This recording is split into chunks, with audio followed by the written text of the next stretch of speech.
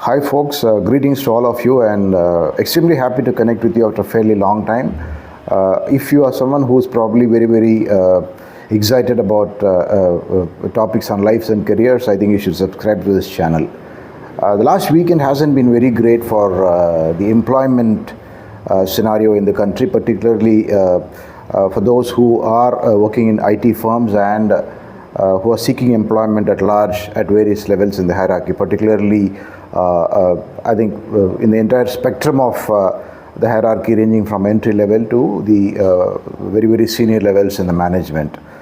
Tata Consulting Services, TCS, one of the largest employers in the country, has announced officially a 12%, a significant cut in their staffing strength globally. One should remember that TCS is probably one of the top 3 employers in the country and known to be an employment generator.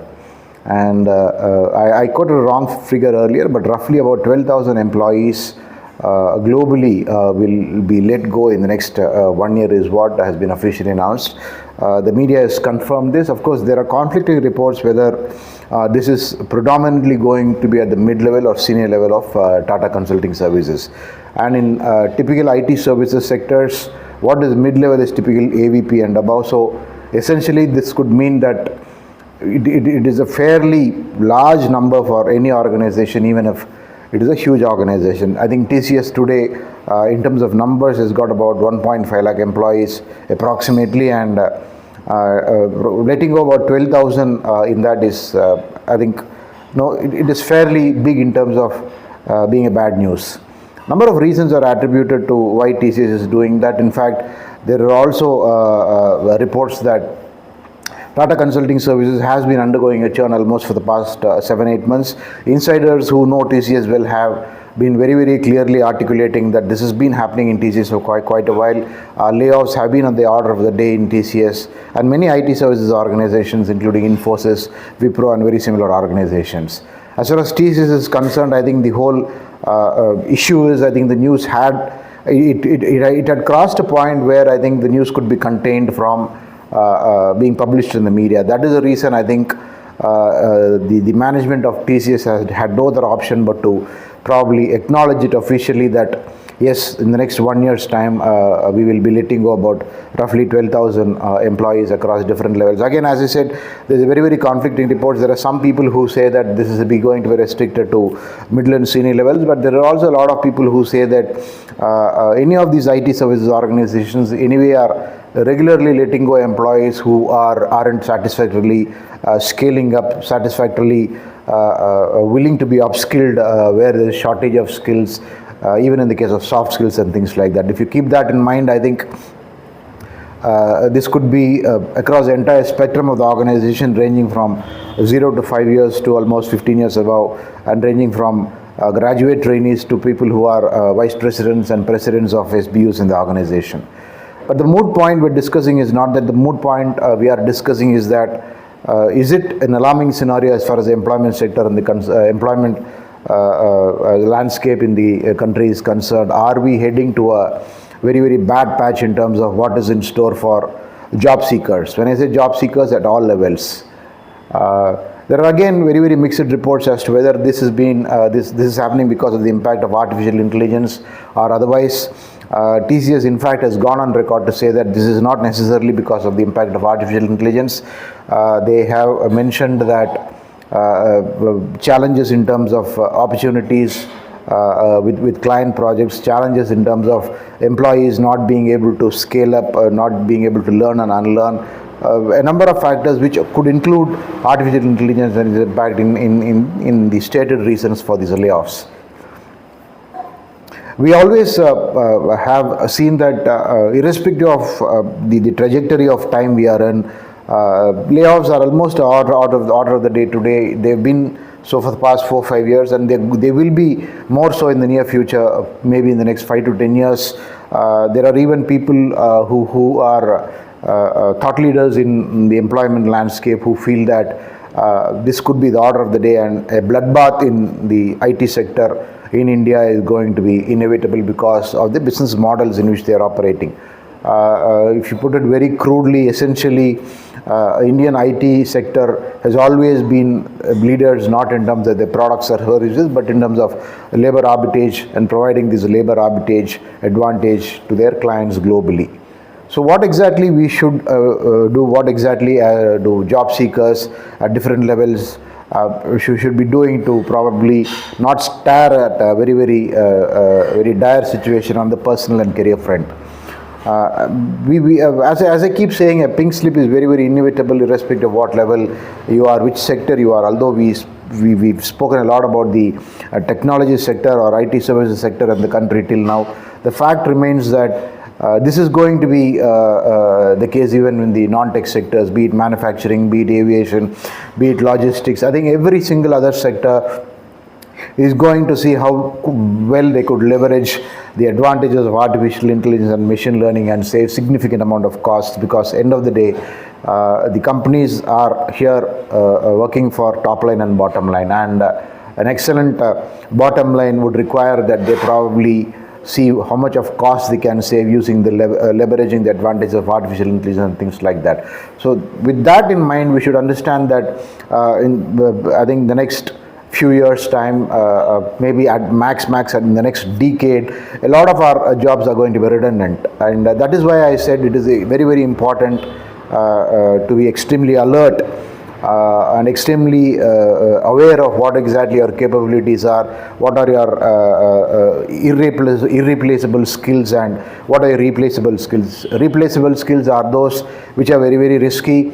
Either an artificial intelligence can replace it, or somebody who is going to offer their services at a much cheaper price than you is going to gain advantage. And that is why I said, if you are going to be paid X a CTC, there is always someone who is going to be willing to do that for 0.5x in today's market scenario, because you should understand that on the one side there are people who are getting hired, on the other side there are also people getting fired, and the people who are getting fired, it is very important to understand that they obviously will get desperate to get into jobs. So obviously they're willing to cut down on their compensation expectations, cut down in terms of in which level they were on hierarchy, and all this adds up to the fact that there is someone out there in the market ready to challenge your position in terms of your level and compensation. And organizations, as I keep repeating, aren't doing charity. Organizations essentially are going to take advantage of that labor arbitrage which is available to them, of someone who can do the job cheaper than you. So be very conscious of it. You should probably understand that if you are operating on the basis, if your circle of competence is completely going to be irreplaceable, I think you are extremely vulnerable. And if you are in such a situation, I think it is alarm bells ringing for you. You should immediately start working on building irreplaceable skills. Yes. The next question is, I am probably someone with 15 years of experience.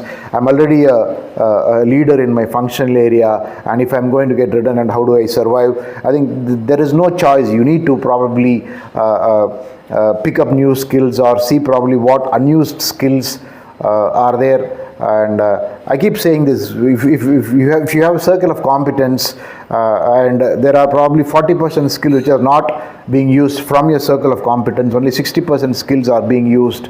I think the remaining 40% is what you should focus on. In all probability, that those 40% skills are those skills which are probably going to hold for your future, and which are going to be extremely helpful for your career trajectory. So work on that, work on irreplaceable skills, work on being the best in your space. Again, this is very understated.